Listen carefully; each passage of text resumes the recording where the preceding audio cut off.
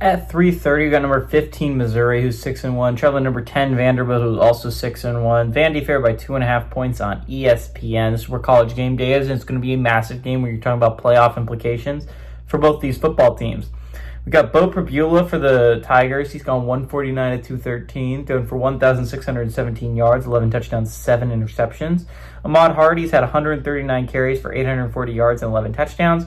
And Kevin Coleman Jr.'s had 44 catches for 449 yards and a touchdown.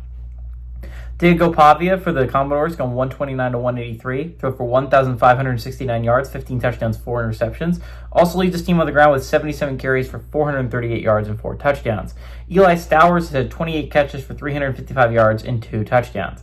Missouri's 11-4 against Vandy all time. Last 5 games have gone to Missouri from 2020 to 2024. Vandy has not won at home against Missouri since 2019. Drinkwitz is 5-0 against the Commodores in his career as the head coach of Missouri. And Leah is 0-4 against the Tigers. Okay, so again, very important game. We're talking about college football playoff picture. Both these teams are still kicking it and very much in this playoff picture window. Massive game for both teams. We talked about this last week between Vandy and LSU. That was a must-win for Vandy, and it was a must-win for LSU, and Vandy found a way to win that must-win for them.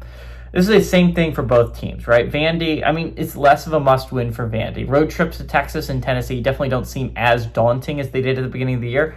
And so a loss here wouldn't kill you if you're Vandy. You would feel very good if you win this game if you're Vanderbilt about your playoff shots. You just need to then beat Texas on the road or Tennessee on the road, and you're practically a lock for the college football playoffs, which is something that you would have gotten put into an insane asylum for, saying at the beginning of the year that Vandy would be a pretty much lock for the college football playoffs this deep into the regular season.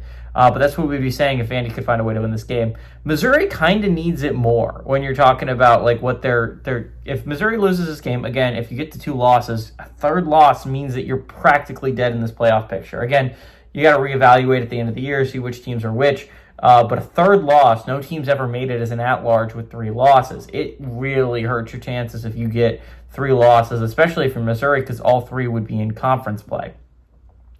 You still got a home game against Texas A&M and a road game against Oklahoma if you're Missouri. You would love to have that wiggle room for one of those games, and you would love for it to not be this game, right? It's a big game for both teams. I think this is one of the better quarterback versus quarterback matchups of the day. You're talking about Bo Prabula, who's been a very solid quarterback for the Tigers this year.